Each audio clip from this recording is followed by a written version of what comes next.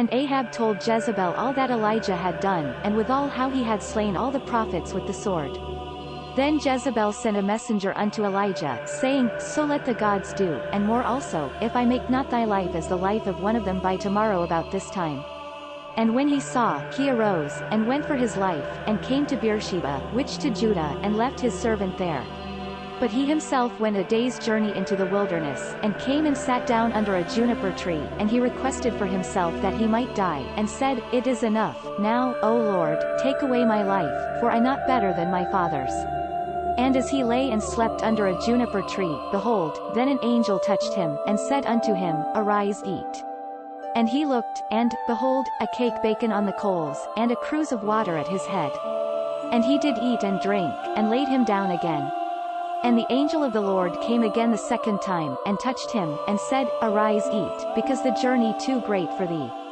And he arose, and did eat and drink, and went in the strength of that meat 40 days and 40 nights unto Horeb the mount of God. And he came thither unto a cave, and lodged there, and, behold, the word of the Lord to him, and he said unto him, What doest thou here, Elijah? And he said, I have been very jealous for the Lord God of hosts, for the children of Israel have forsaken thy covenant, thrown down thine altars, and slain thy prophets with the sword, and I only, am left, and they seek my life, to take it away. And he said, Go forth, and stand upon the mount before the Lord. And, behold, the Lord passed by, and a great and strong wind rent the mountains, and brake in pieces the rocks before the Lord not in the wind, and after the wind an earthquake, the Lord not in the earthquake, and after the earthquake a fire, the Lord not in the fire, and after the fire a still small voice.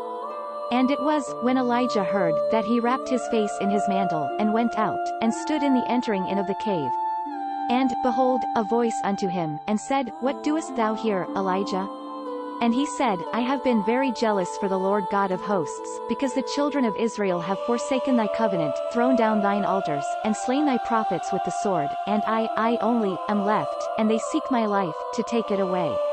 And the Lord said unto him, Go, return on thy way to the wilderness of Damascus, and when thou comest, anoint Hazael king over Syria, and Jehu the son of Nimshi shalt thou anoint king over Israel, and Elisha the son of Shaphat of Abelmeholah shalt thou anoint prophet in thy room. And it shall come to pass, him that escaped the sword of Hazael shall Jehu slay, and him that escaped from the sword of Jehu shall Elisha slay. Yet I have left 7,000 in Israel, all the knees which have not bowed unto Baal, and every mouth which hath not kissed him. So he departed thence, and found Elisha the son of Shaphat, who plowing 12 yoke before him, and he with the 12th, and Elijah passed by him, and cast his mantle upon him.